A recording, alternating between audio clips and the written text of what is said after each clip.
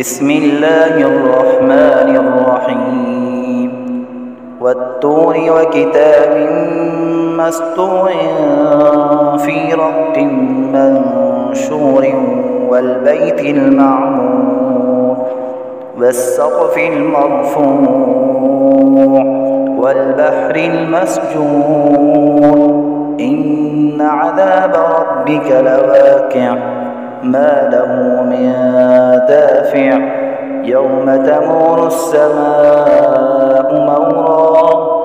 وتسير الجبال سيرا فويل يومئذ للمكذبين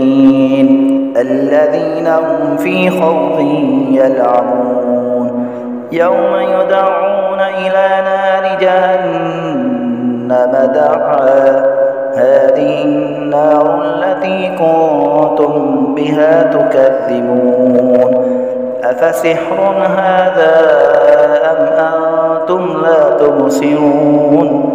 اصلوها فاصبروا أو لا تصبروا سواء عليكم إنما تجزون ما كنتم تعملون إن المتقين في جنات ونعيم فاكهين بما آتاهم ربهم ووقاهم ربهم عذاب الجحيم كلوا واشربوا هنيئا بما كنتم تعملون متكئين على سرر مصفوفة وزوجناهم بحور عين والذين آمنوا واتبعتهم ذريتهم بإيمان ألحقنا بهم ذريتهم وما ألتناهم من عملهم من شيء كل امرئ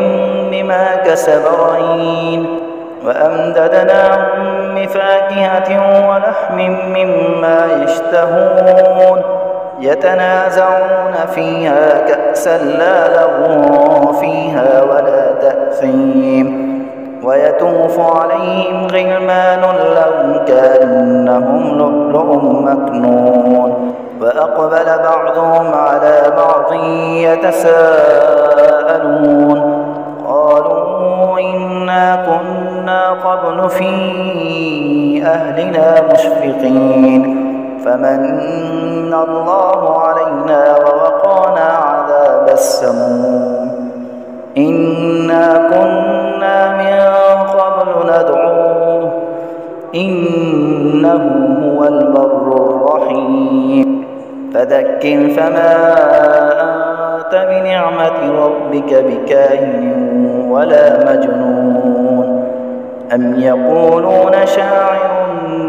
نتربص به ريب المنون قل تربصوا فإني معكم من المتربصين أم تأمرهم أحلامهم بهذا أم هم قوم طاغون أم يقولون تقوله بل لا يؤمنون فليأتوا بحديث مثله إن كانوا صادقين أم خلقوا من غير شيء أم هم الخالقون أم خلقوا السماوات والأرض بل لا يوقنون أم عندهم خزائن ربك أم هم المسيطرون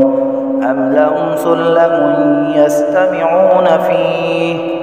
فليأت مستمعون بسلطان مبين أم له البنات ولكم البنون أم تسألهم أجرا فهم من مغرم مثقلون أم عندهم الغيب فهم يكتبون أم يريدون كيدا فالذين كفروا هم المكيدون أم لهم إله غير الله سبحان الله عما يشركون وإن يروا كسفا من السماء ساقطا يقولوا سحاب مركوم فذرهم حتى يلاقوا يومهم الذي فيه يصعقون يوم لا يغني عنهم كيدهم شيئا ولا هم ينصرون